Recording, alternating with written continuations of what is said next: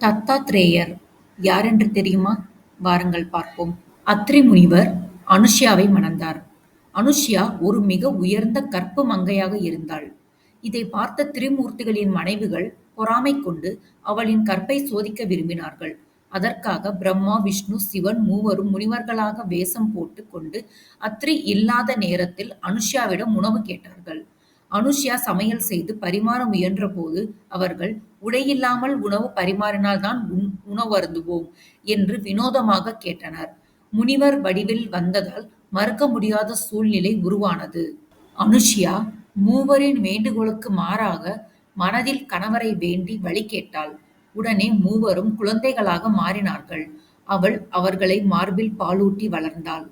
அத்ரி முனிவர் திரும்பி வந்து ஞான திருஷ்டியால் நடந்ததை அறிந்து மகிழ்ந்தார். அந்த குழந்தைகள் அனுஷ்யாவிடம் கொஞ்சி விளையாடின. மும்மூர்த்திகள் திரும்பாததைக் கண்டு கவலையான தேவியர்கள் நாரதரிடம் நடந்ததைக் கேட்டு உணர்ந்தனர்.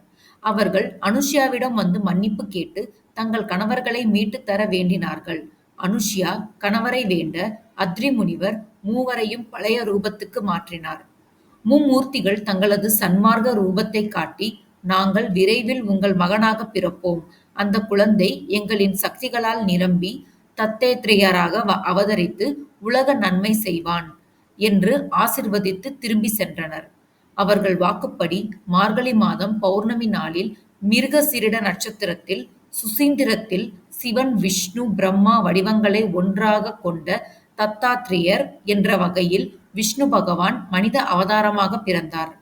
தத்தாத்ரேயர் இறைவனே குழந்தையாக பிறந்ததால் சாதாரண குழந்தையாக வளரவில்லை. யாருடனும் அதிகம் பேசாமல் சிறிய வயதிலேயே வீடு விட்டு வெளியேறினார்.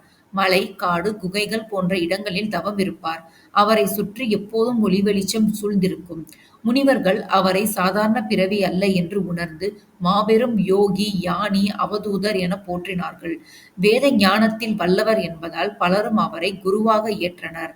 தத்தாத்ரேயர் குஜராத், மகாராஷ்டிரா, வடக்கு கர்நாடகா, ஆந்திர பகுதிகளில் சுற்றித் திரிந்தார். கர்நாடகாவின் கனகபுராவில் ஞானம் பெற்றார் என நம்பப்படுகிறது. கிர்னார் மலையில் அவரது கால் தடங்களை காணலாம். தத்தாத்ரேயர் தான் தனுமாலயானின் அம்சமாகவும் பிறந்தது முதலே ஞான ரூபமாகவும் விளங்கினார்.